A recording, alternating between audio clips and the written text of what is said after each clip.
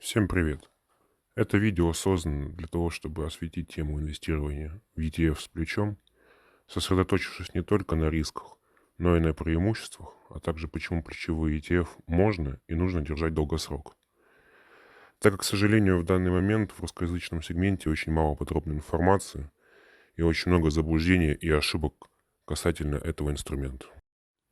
ETF с привлечением заемных средств – это ETF, который позволяет инвесторам использовать кредитное плечо в своем портфеле. Встроенное кредитное плечо увеличивает ваши риски и доход без дополнительных капитальных затрат. Таким образом, ETF с кредитным плечом позволяет вам использовать кредитное плечо, не беря маржу. Это означает, что при любых обстоятельствах брокер не сможет закрыть вашу позицию по маржин call и брать с вас комиссию за использование плеча или перенос позиции на ночь.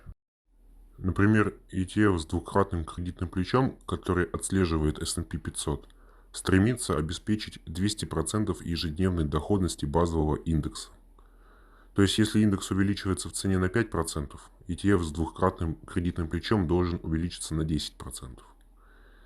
ETF с привлечением заемных средств использует долговые обязательства и свопы, чтобы попытаться обеспечить заявленное движение средств. Это заимствование увеличивает операционные издержки и плату за управление ETF с привлечением заемных средств. Их коэффициент расходов, как правило, значительно выше, чем у обычных ETF. Но тем не менее, Left, как правило, является более дешевой формой применения кредитного плеча, чем маржа от вашего брокера. А также то, что комиссия уже встроена в цену ETF. Что касается риска. Обратите внимание, что ежедневный сброс ETF означает, что фонд обеспечивает только заявленную процентную доходность по отношению к базовому индексу на ежедневной основе, но не обязательно в долгосрочной перспективе. Из-за этого волатильность индекса может свести на нет прибыль.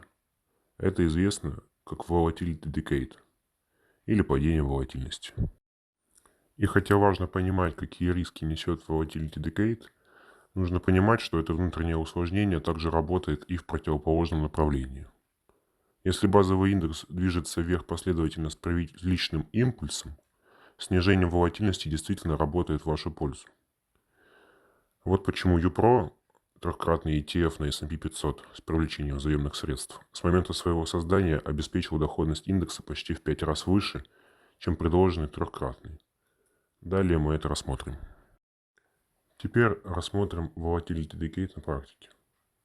Это очень важный момент, так как в интернете очень мало информации об этом, и очень многие пренебрегают ей.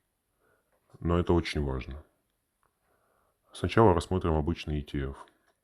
Изначально у вас есть $100, и в течение 5 дней ваша доходность меняется. Сначала 1, потом минус 2, потом 3, минус 4, плюс 5. В конце у вас $102 76 центов. И это 2,76% прибыли. Если бы вы использовали ETF с кредитным плечом X3, то, наверное, подумали, что у вас будет в конце доходность 8,28%. Но с Volatility Decade это немного по-другому. Во-первых, надо учитывать то, что фонд каждый день скидывает плечо. Это означает, что каждый день вы будете не просто прибавлять или отнимать процент, а умножать результат каждого дня на 3 или на 2 в зависимости от плеча. Возьмем плечо X3. Сначала вы получите 3%, потом минус 6, потом плюс 9, минус 12 и плюс 15. По истечению 5 дней ваши $100 станут $106 80 центами. И это не 8,28%, как изначально вы думали, а только лишь 6,8%. Это и есть распад или сбрасывание кредитного плеча и волатильность. И хотя 6% это все же больше, чем результат базового индекса, однако это стоит учитывать, особенно на падающем рынке. Главная проблема Volatility Decade не в том, что снижение стоимости кредитного ETF будет больше базового, а в том, что восстановление после просадки будет происходить дольше, чем это потребуется базовому индексу.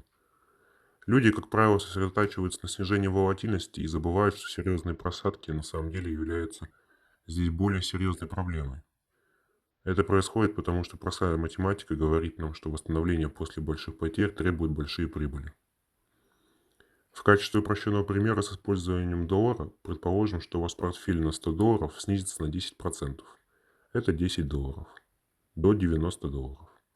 Теперь вам потребуется 11% прибыли, чтобы вернуться к $100, так как $90 плюс 10% это уже не $100, а 99. Однако на практике все выглядит немного иначе, и заметен этот эффект будет в основном во время медвежьего рынка. Вот как это работает на практике. В феврале 2020 года TQQQ, который отслеживает индекс NASDAQ 100 и увеличивает его в 3 раза, упал более 70%.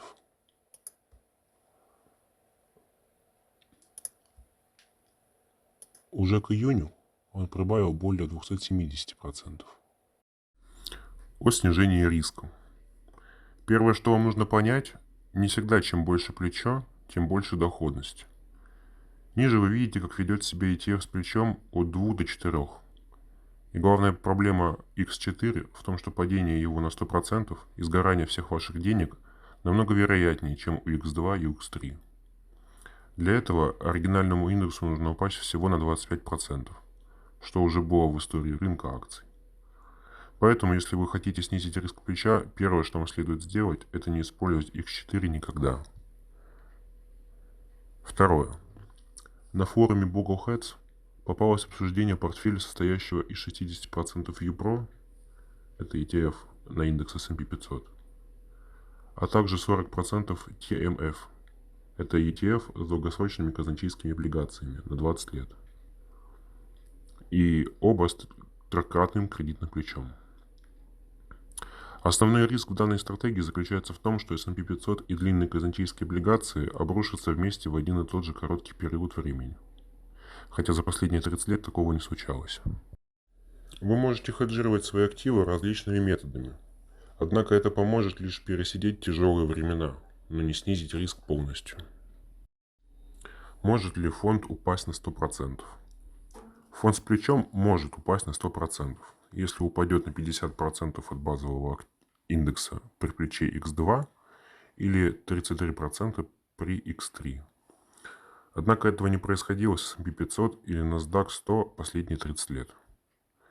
Так как многие плечевые ETF торгуются с 2009-2010 года, я посмотрел динамику аналогов TQQ и UPRO, SPY и QQQ с 1999 года. И за 30 лет этого не случалось никогда. Хотя экстраполяция не лучший метод, но о чем-то договорит.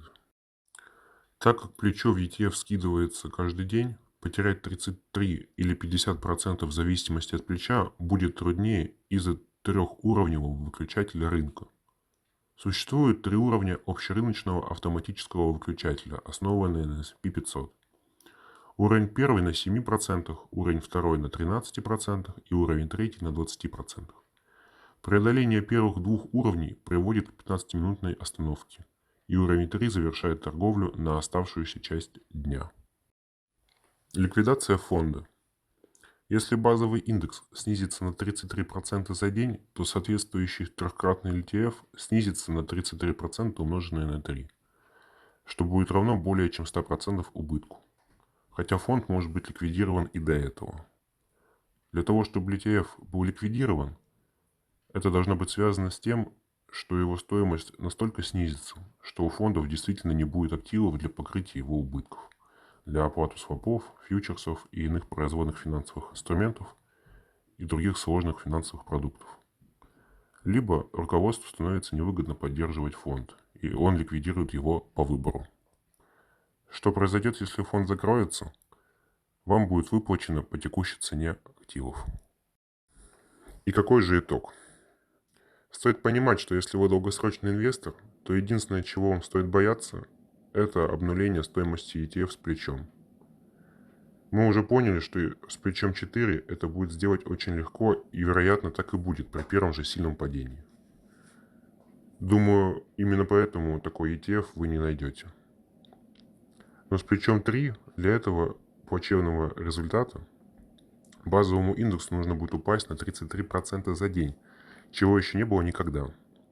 Падение на 100% – это главная опасность фондов с плечом. Я уверен, что никакое хеджирование в этом не поможет. Поможет разве что среднесрочным инвесторам и трейдерам.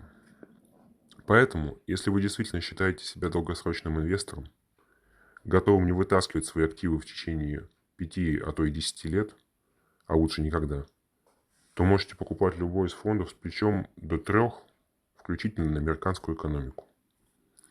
За остальные страны говорить не буду, тут нужно смотреть детальнее. Все это имхо, но в сравнении индексов S&P 500 обгоняет NASDAQ 100 пару раз в десятилетие, но на длинном промежутке NASDAQ все-таки обгоняет S&P. И думаю, это продолжится. Хотя S&P хорош в диверсификации и снижении риска, так как падает меньше NASDAQ. Dow 30 уже давно хромая лошадь, и, например, Russell 2000 или 3000 стоит рассматривать больше, чем Dow, потому что он стоит где-то на одном уровне с S&P, однако еще более диверсифицирован, в отличие от него. Если бы я хотел снизить риски, то, наверное, выбрал бы его. Но мой личный выбор для многократного роста моего счета – это TQQ, долгосрок. Однако вы должны учитывать свои цели, инвестиционный горизонт и склонность к риску. Не считайте себя устойчивым к риску, пока не переживете падение активов на 60, а то и 80%. Так как с плечевым ETF шанс увидеть подобную картину возрастает в разы. Если риск для вас слишком велик, тогда просто купите обычный ETF на S&P 500 или NASDAQ. Вы в любом случае не проиграете индексу, при этом не увеличивая риски. Всем спасибо.